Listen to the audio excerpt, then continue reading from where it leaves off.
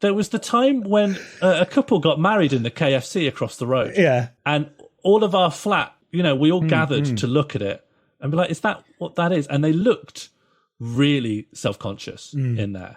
And one of our number went to the KFC just to try and verify. And they were coming out as she was coming in. And she said, were you guys getting married in there? And he went, yeah. Really defensive. Really defensive. Yeah? His worst fear was coming true. We had binoculars. Oh, fuck. But you would. Someone was getting married in the KFC. Yeah. Mandatory redistribution party. Mandatory redistribution party. Mandatory redistribution party. Mandatory redistribution party.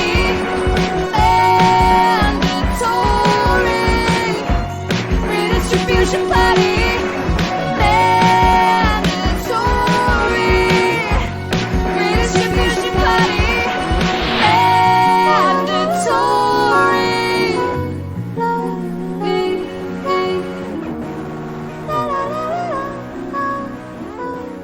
redistribution party. Hello, friends, and welcome to Mandatory Redistribution Party. I'm Jack Evans. And I'm Sean Morley. This episode, we asked the crucial question, is the dunk bad? Sean, what even is a dunk? Now, a dunk is when you destroy an intellectual opponent, and you know they're destroyed because they're neither present nor part of the conversation. It comes from when a biscuit goes in tea, because the biscuit is bad.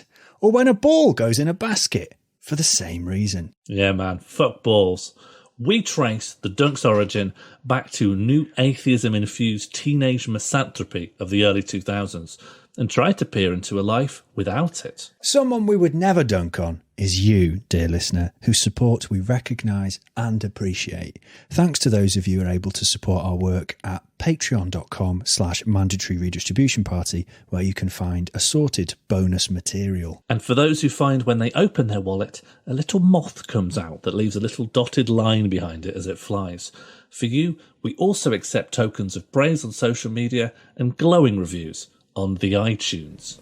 All right, Sean, get off your quad bike, mosey on down to the cellar and pull on the big chain that says, start the episode. Oh, sorry. I thought we were going down to the quarry. No, not today, no. Hang on, and where are you saying we're going? The cellar? Yeah, the cellar. Your cellar? Yeah, the Mando's cellar. To pull on a big chain that says start the episode? Yeah, it's where we keep the episodes. We've never done this before. Yeah, you've never done it, and we've had a discussion about this. It's you're going to have to start doing it. I've got to go down in this cellar? Yeah, you've got to go down. I've been doing it this whole time. Okay, here I go. It's all right, just the cellar. Wish me luck.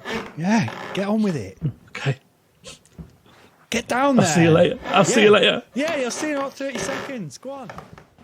And we never heard from Sean Morley again. Have you played any Pokemon Go? Yeah, when it's 2016. Reminded me at the time of geocaching. Yeah. But with, actual, no physical cache. Just a Charmander or something. Geocaching promises big, but the reality of geocaching was so much more tamer than I thought it was going to be. Yeah. Because a lot of geocaching it's actually a piece of paper, hidden in like a Kinder Egg style capsule, and you're like, oh, well, SM was here, 2021. It's like, no way, I want to find a weird bit of metal, or I just want to find a really manky old key and I wear it around my neck on a chain. I think one day I will return to Shiganshina district, enter my father's basement and learn his secrets. Or just, one day I'll get to go into the staff area of abandoned Woolworths. Oh, this would have been a meat locker. What? A meat locker in Woolworths? What did There's your a meat Woolworths locker in say? Woolworths? What? Woolworths didn't have a butcher. Fuck off. Listen to me now. In Sheffield, Yeah. on the moor, there's an abandoned Woolworths building. Yeah. And upstairs, 2-floor Woolworths. the public aren't allowed up onto the second floor. Okay. But upstairs is a hard metal area kept cool with these big fuck off hooks. Right. A big slide close, just a big slide close heavy metal door that keeps the temperature in. That is meat storage. Yeah. But is there what? Is there a butcher's downstairs, or is there just a giant meat locker upstairs with no business attached to it? Well, there's no business at the bottom because the Woolworths is shut down. That's creepy. That's like Silent Hill. I take it for granted. You know, when things are local, you think they're normal. I just think these little things explain why Woolworths went bust.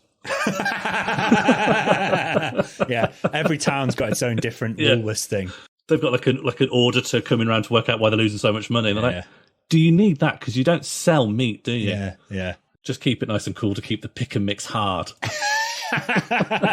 Yeah, it's all meat hooks in a fridge, but each one's just a bin bag full of a different single pick and mix flavour. Yeah, they've got a massive meat hook, but they just pop an individual like chewy prawn on the end. Not effective use of real estate. Yeah, just use like drawing pins. Put on a corkboard. So Pokemon Go. Yeah. I have come back to it now that, you know, there's just nothing to do and I want to like go on walks. I found myself fascinated by like what's a Pokestop and what's not a Pokestop. Okay. Pokestops aren't really supposed to be like private businesses. They can be. Okay. But what they don't want is like McDonald's, like the manager being, if we register ourselves as a Pokestop, then people come in, they give a burger while they're here. And also, sometimes, I've not seen it happen, but I know that this is like one of their angles is, if you do want to do that, you've got to pay them a lot of money. Yeah. So your average Pokestop, or your average like layout of the viable Pokemon play area, represents the sum total or the density of non-private business-based human artifacts within an urban area. Right. So sort of like statues. So, for instance, you can't have a naturally occurring geographical feature, right, like a waterfall or an interesting tree. Why not? Anything, why not? I don't know. I genuinely don't know. Okay. I would love to know this. But they do specify, here's where it gets weird, they do specify that if something human has been done to it, like a plaque or like a sign explaining the significance of the waterfall, you can have the sign, but you can't have the waterfall. What about, so like if the famous five, like some little kids or something have done like a dam across a little stream, that dam could be a Pokestop. Human made, but I think a beaver dam wouldn't be allowed. Right, that's interesting. You can't have a Pokestop which encourages people to go near wild animals or schools or fire stations or hospitals. Wow. What about church? They love churches. Right. So you can tell through using Pokemon Go and using like one of their databases, you know where the new builds are. Right. If you want to know where a new build estate is or where the new builds are all being made in an area, Pokemon Go can tell you that better than any other map. Better than Rightmove. Maybe better. All right, so it goes Rightmove, Pokemon Go, Google Maps. No, I think you give Rightmove credit. Their search system's absolute dog shit, mate. Like, if you can't really play Pokemon Go in like a new build estate because there's just houses and maybe the occasional shop, but there isn't as many, like, there's no statues, there's no public art, there's no, like, no park stuff. Yeah, there's not even like, and if there is, it's just a tiny little bit of green space with nothing that you could call like an identifiable landmark. New builds are oblique. New builds are really grim. People try to submit stuff to new builds, and it's just like the bit at the end of the road or this piece of concrete steps. That's what you could play Pokemon Go with in those areas. You know, the guy who originally made Pokemon was like well into like bug catching and like the wonder of seeing, you know, creatures out in the wild. Mate, I buzz off seeing a creature. I love seeing a creature. Everyone, like a lot of people buzz off. You know, you see a creature in your social media feed. You're like, smashing like you showed me a creature. But do you know they're real? They're in the world. Yeah, exactly. And then it's it's like another 10 levels. Look at that fucking squirrel.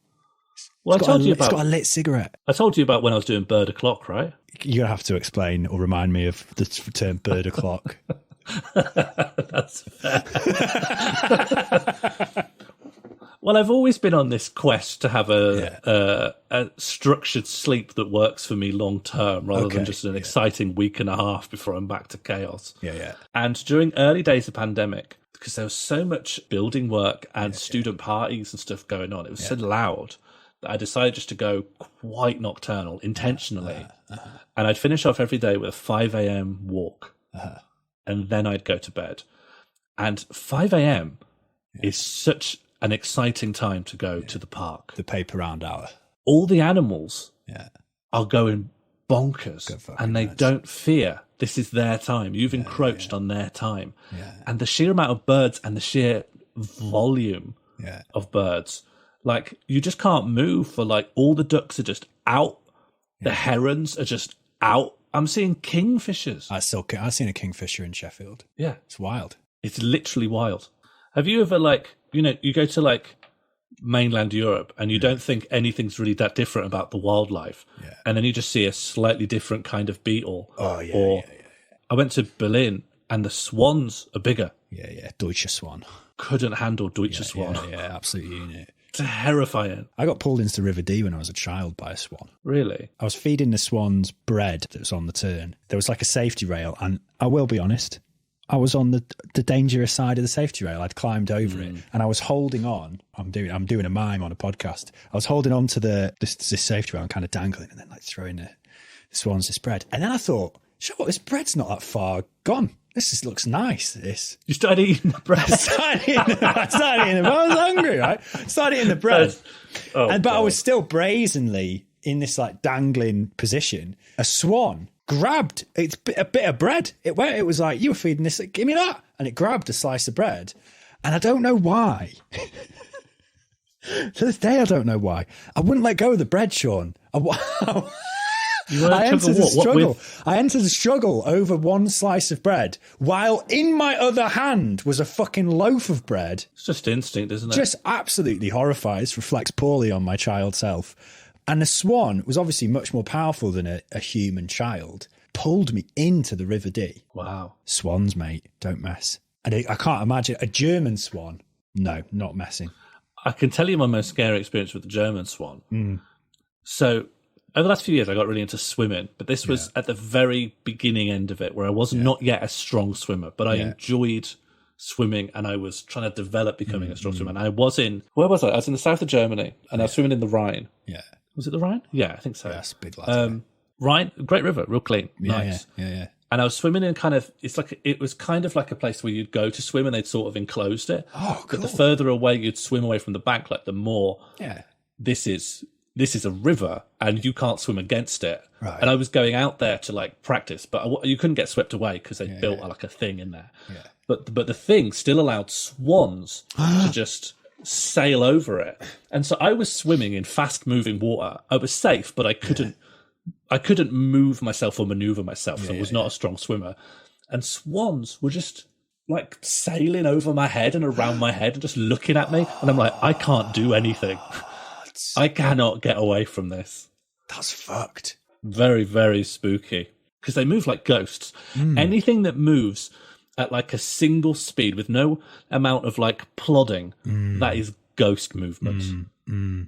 I quite like walking in a way where I barely move my upper body, so that my legs move and my torso and up. Right. And it looks like, I tried to make it look like I'm just gliding. And I quite like to do that just sort of around work whenever I'm near windows to create that hovering effect for anyone who may be looking in that direction. I've got to dip my hips quite a lot to achieve that. Are you the same? You have to like really bend your knees. Yeah. So you not lose Monty maybe Python half a level, foot. but you got to, yeah. No, for me, I lose half a foot of height if I want to be smooth. Yeah. It's hard. It's just what you got to give fun, up if you really want to. It's fun.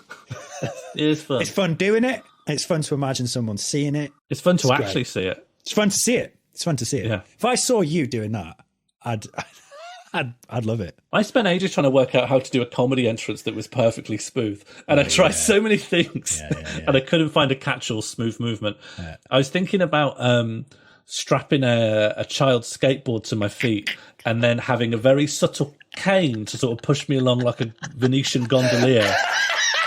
So I'd move at this very steady rate, but I could also be very genteel, Good evening, everyone. Thank you so much as I come through the middle aisle. Yeah. But nothing ever worked in practice.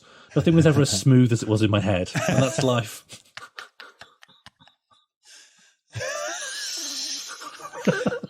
Yeah, Pokemon Go. No, that's it. Do you ever have like flashbacks to being owned? I definitely have, and I know from Twitter this is a common thing of like you're trying to get to sleep and you remember a time from your life, not that's like traumatic, not like it's the worst moment of your life and you need to go to therapy about it, but just a time when you like just did something that's quite embarrassing that you obviously can't come back from.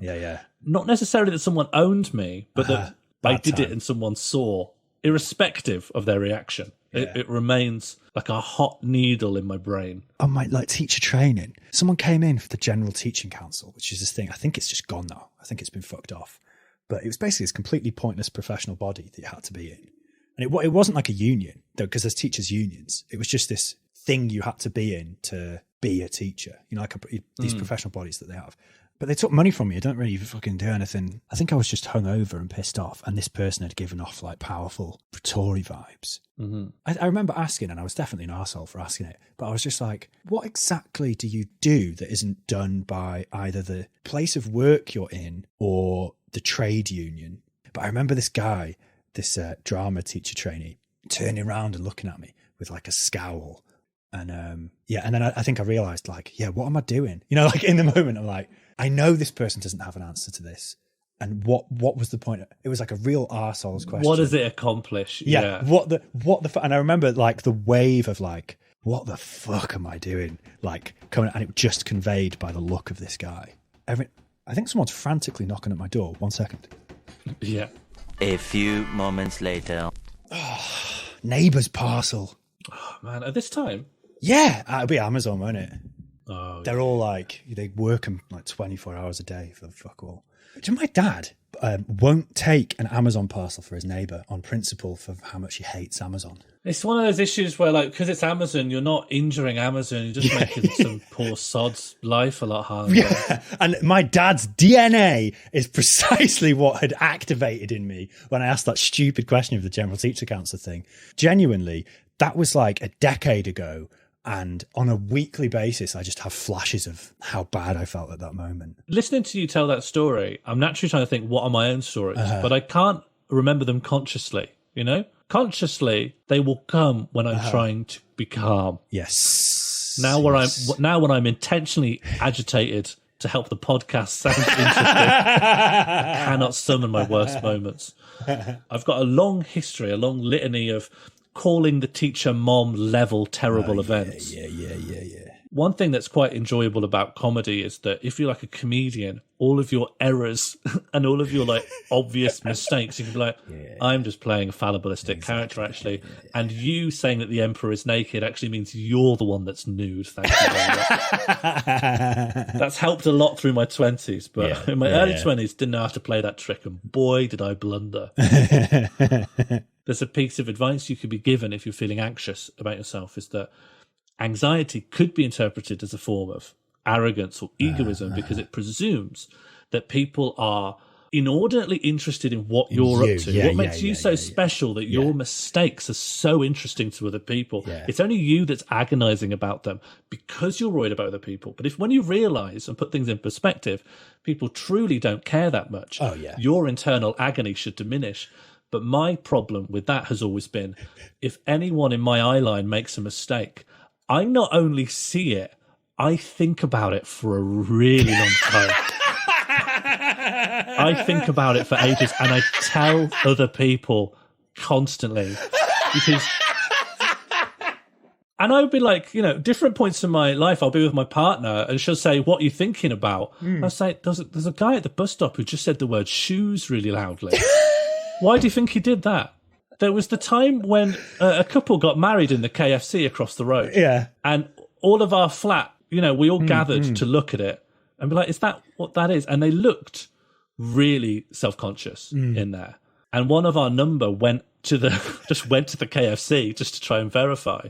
And they were coming out as she was coming in.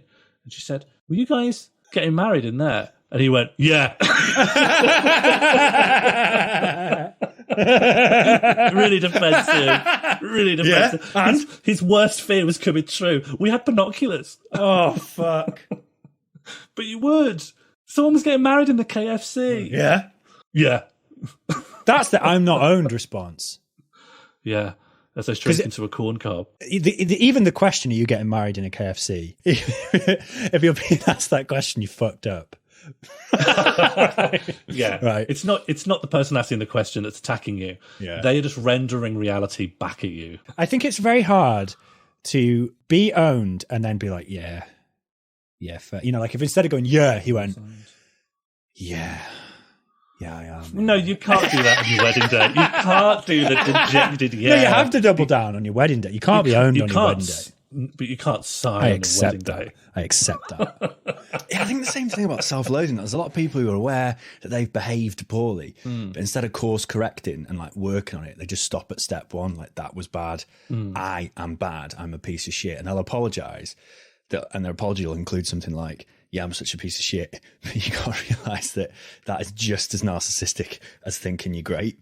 And this is also a thing that's super common in comics. Yeah. You have to actually try to alter your behavior. I was talking about how doing comedy like makes you a little bit unownable because you can wear your heart on your sleeve with regards to your own fallibility. All horrors that happen in your life are just content. But the problem is, I'm going to make sort of a broad-reaching point about institutions. Oh, here we go. Is that one of the things institutions demand of you? Yeah. It's not just like emotional labor. They demand that you have some basic amount of pride in yourself. Yeah, minimum Do you know what I mean? You can't go around your workplace, your wedding day, or your university with an attitude of, I'm an idiot. It's just not allowed. No. You have to have some amount of pride, which opens you up to the worst event a human can have, being owned in public. So what if God actually exists, sir? Would he not have been good to you? No, because if that were true, it would mean that I had an eternal supervising parent who would never die and let me get on with my life, never let me grow up, to keep me under surveillance. This is probably going to be the most simplest one for you to answer, but what if you're wrong?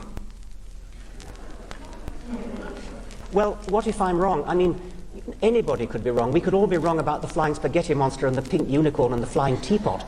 I want to talk about the legacy of new atheism. Oh, wow. Okay. Bad would be my judgment. Before we talk about its remnants, I kind of want to talk about why new atheism was so goddamn huge in the first place. It was such an era.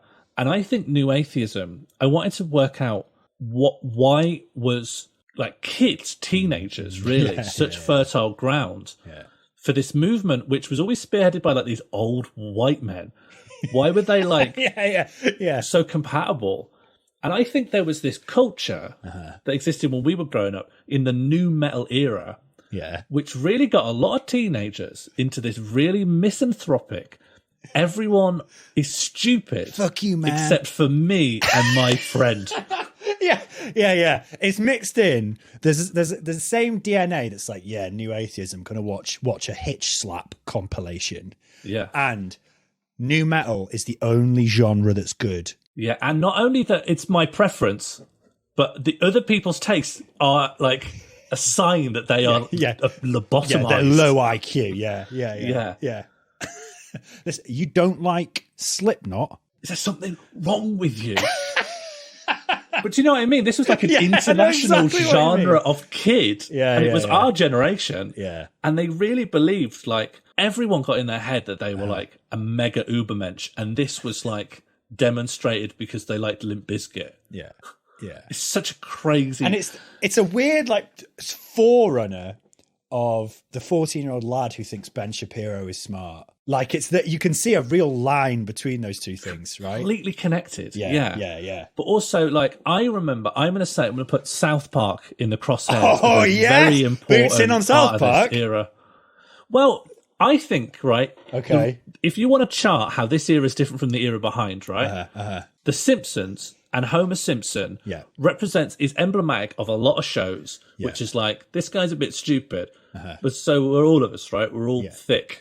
Everyone's fundamentally stupid, and we use quite a lot of dramatic irony that you know they're wrong, but you know you're wrong in this kind of way a lot as well. He's a relatable, fallible idiot. And then we move forward to South Park, which is like, these kids are only kids, but they're smarter than everyone else who just can't see the world for how it really is. Wow. Yeah.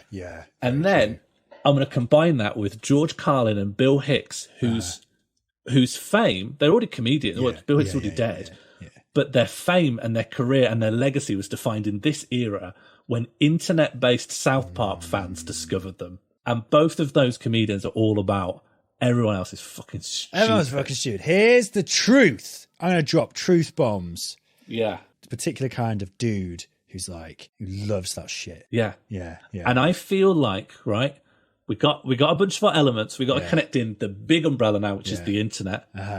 And I think the internet helps explain why a generation thought they were cleverer than everyone else. Because we did grow up in an era where adults would just say things to us that were accepted wisdom. And you could be like, I'm just going to look that up. Oh, that's just received wisdom that's false. Yeah. You mistook you being smarter than everyone else for you having access to Google and understanding how to use it when your parents didn't. You mistook that for you being smart. Yeah, you mistook for that like some sort of Ubermensch proving high IQ demigod status for you having slightly better refined Google search functions. Yeah. And admittedly, there are paradigmatic moments at different points in history. I'm going to say it's almost on par to when learning to write was passed down in England to the younger generation and people's fathers didn't know how to write. And then the kids are like, you're a fucking idiot. You can't write and read. We all can. Yeah. And then we compare this. You have said nothing wrong so far, Sean Morley. This is, and I don't tell me intend more. to. I'm going to sit back. You keep dropping truth bombs. I'm gearing up to the biggest bomb, and then we'll just let that explode, and we'll just think about it. There's a bigger bomb coming. Fuck. These are just aperitifs. Okay. To Tsar Bomba. This is do you know the Japanese sent balloon bombs over to the Americans in World War II, and they killed 8 people. What, as in they were just helium balloons that would eventually pop and drop a... Well, they weren't. They were like a weather balloon, like a balloon that can go real high up, and they'd put a bomb on it in Japan, punt it out towards America, and which way's America? That way. Do it, and then some lad in California would just be getting his Burger King, and then kaboom. They're not, I don't want to say lucky, but the geography of Japan to America is, if that lands anywhere that's not the ocean, it will be in America. It'll be America, yeah.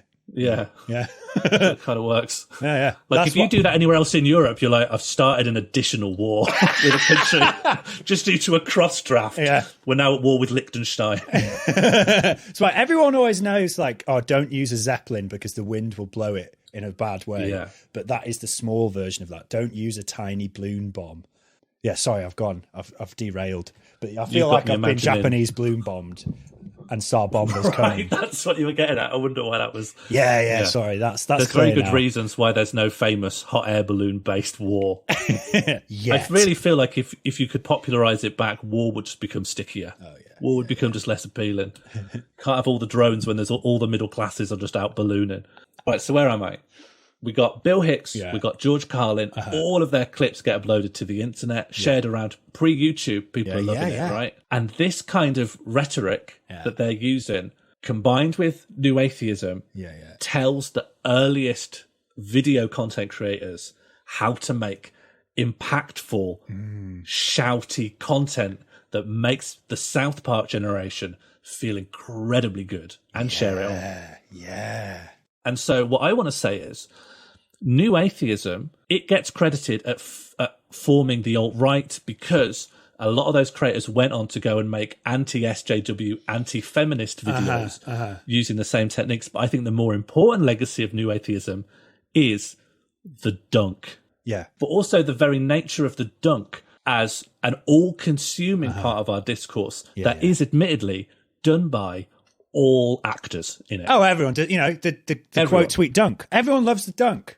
And it's the New Atheists. Oh my God. The origin of the dunk. I'm trying to think of a pre-dunk, an earlier dunk. Well, let me say something, because I've got a bit prepared for this pre-dunk example. Okay. Because I think the temptation is to go back and look at all stuff in the Royal Society or European academia of people going, I've read your paper, I've read your treatise, I'm writing another treatise to everyone that we know to say that your ideas are nothing more than poppycock and you should be thrown out of the society, you should be thrown out on your mutton chops post-haste. But I think that's different to a dunk because What was happening there was a dispute within a community that is communicated within that community. And I want to define a dunk as someone who is not part of a community, who's not part of the SJWs, who's not part of the theist community, not part of the feminist discourse, going in, observing some of it, taking a lot of it out of context, bringing it to another group and turning that into an entertainment-based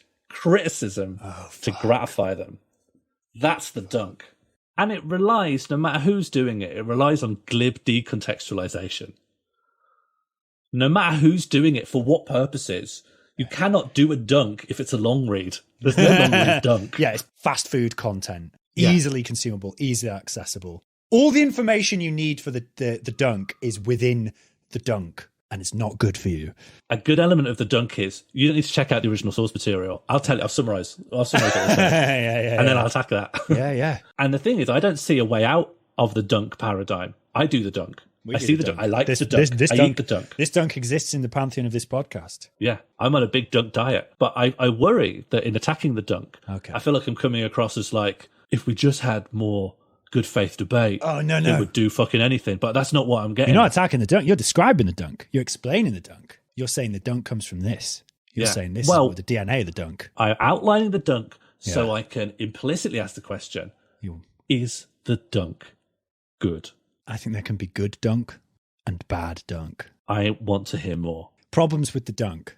Problem number 1, inadvertently spreading or popularizing the intended dunk target. For example, quote to tweet dunking a far-right person who's grifting and requires dunk to survive. I think that's one problem. Problem number 2 of bad dunk. Like you say, decontextualizing things. Sometimes that can be effective because the flip side of that is people going, well, you're not understanding what Jordan Peterson said here because you need to watch this 6-hour video where he says you need to have the 10 exact same, the sample, the test tube sample of diarrhea that I've shown you here, you actually have to drink 7 litres of it to know that you're drinking diarrhea. And I want to articulate, just build upon that criticism.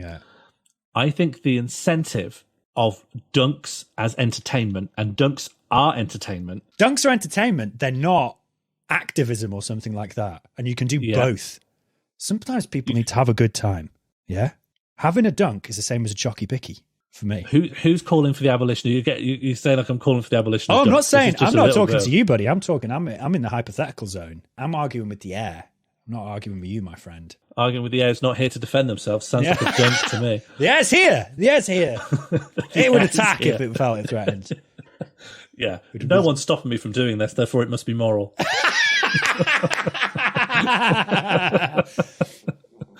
What I wanted to say was, if the dunk is entertainment and doing good dunks comes with clout, it incentivizes bad faith.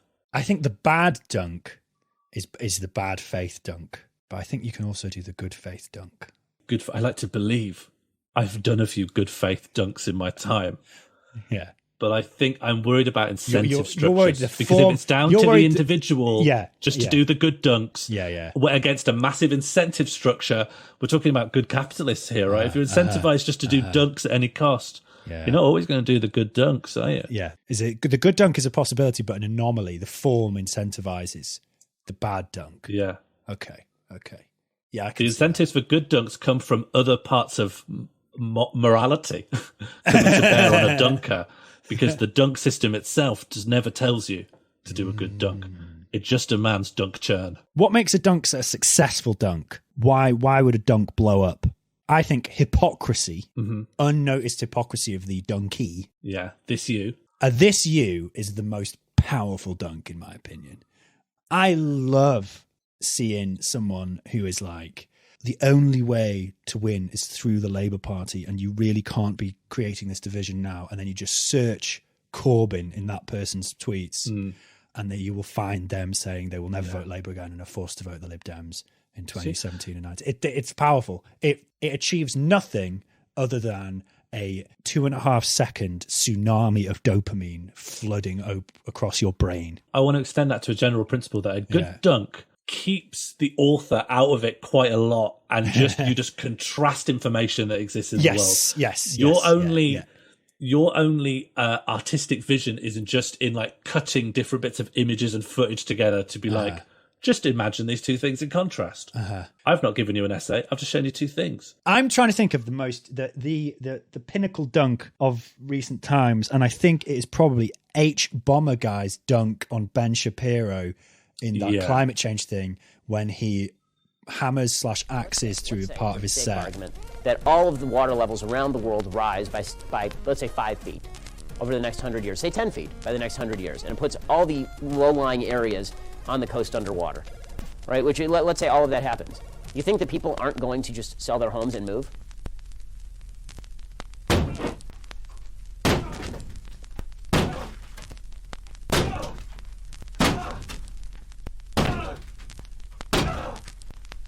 Just one small problem. Sell their houses to who, Ben? Fucking Aquaman!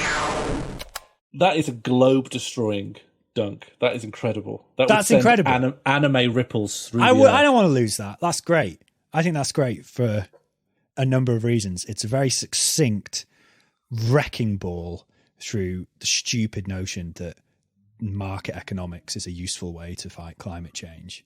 You know, it's takes a macro thing and turns it into this very short, very clear, funny thing. That's the good dunk that's swimming around in my head. I can offer another pro-dunk argument as well. Okay. Is that dunking allows us to have fun, whereas what we're really doing is just keeping ourselves a little bit less gaslit by the world by reminding ourselves of how everyone's lying to us all the time. Yeah, I think that's useful, especially as demoralised as the British left is at the moment.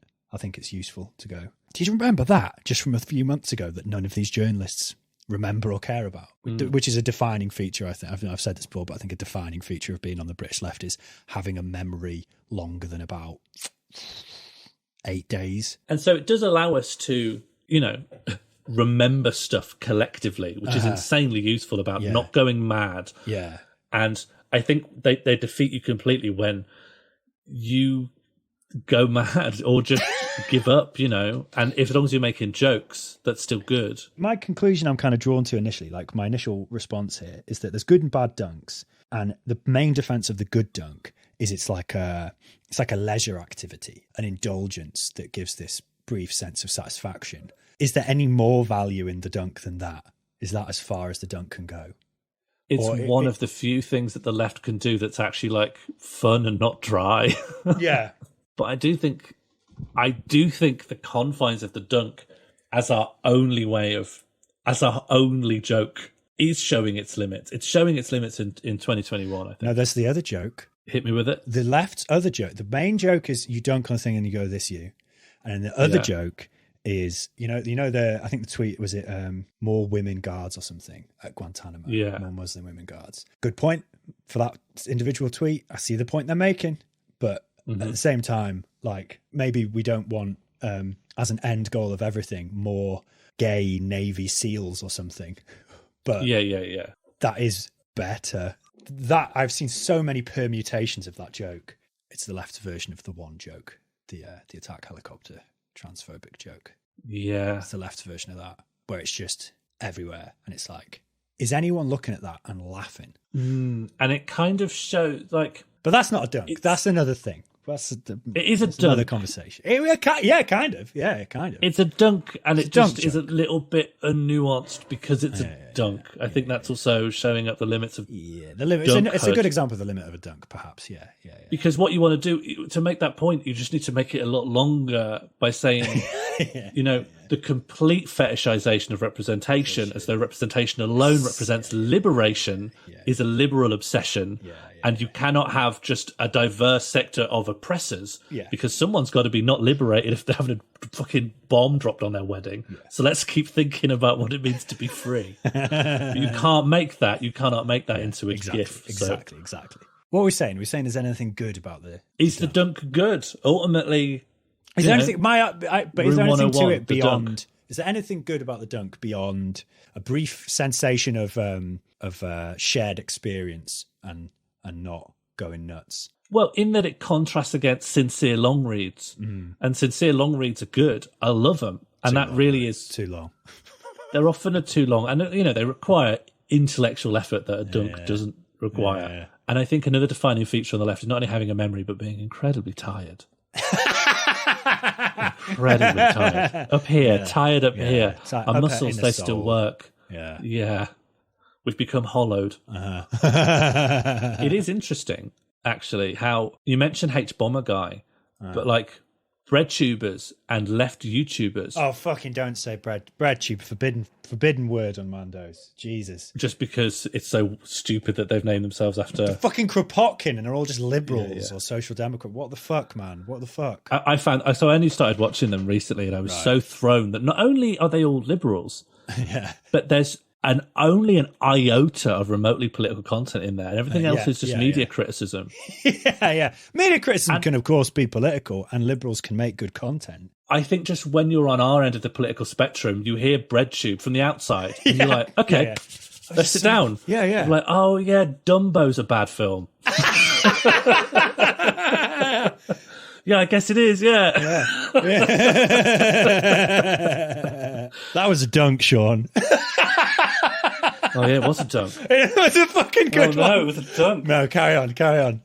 But you're right, It shows we're all imprisoned by ideology, and the limits of the imagination are up and are imprisoning you at all times. We're all in the panopticon of our own conceptual limits. All right, Foucault. Well, that's a dunk, wasn't it?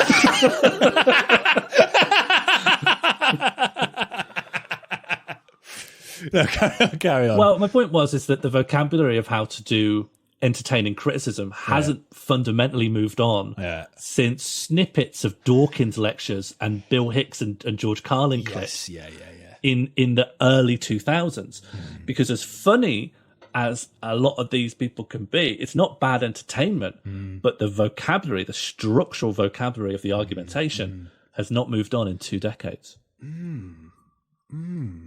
So I want to say, not whether the dunk is good or the dunk is bad, but what's next? What's a post-dunk? Sincere posting. I don't think so. I don't think so. It was the first thing I reached for. Yeah, I think super irony's probably got more chance than sincere posting. What's beyond the dunk? Yeah, what's beyond the dunk? That's going to be like Beyond the Dunk, Verso 2022. Yeah, I feel like it's up there with luxury communism as some sort of sci-fi themed question. Beyond the dunk. Yeah. And it'll be a book cover with like the stars on it and like the Star Trek font. It's easier to imagine the end of humanity than the end of the dunk. It's getting that way. Would you be with that? Would you lose the dunk? I quite like the dunk. There's loads of things I love to eat, but I don't want to have it every day. No, true, yeah. Want more buffet options? What is beyond the dunk? What's beyond the dunk? Let us know. Write in. Because we haven't got a fucking clue. Quote tweet this when be polite. What is it when you quote tweet a thing and you're saying a nice thing about it? Praise. Yeah, but I'm thinking like, praise. But is there a term, like a dunk? Stop dunking on me! No, I wasn't. I thought it was unusual. You couldn't recall such a simple word, but I was trying to help. No. I was thinking of I didn't mean I did mean praise, but I meant in like the form of a dunk, but like a nice dunk. I'm not following. Do you know what I mean? No. What like no. We're talking about.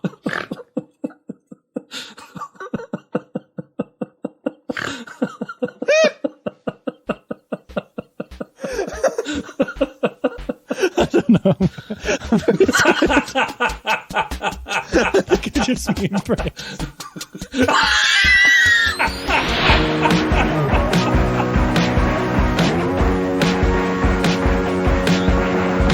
Mandatory Redistribution Party was created and produced by Sean Morley and Jack Evans. Our title theme was created by Ella Jean.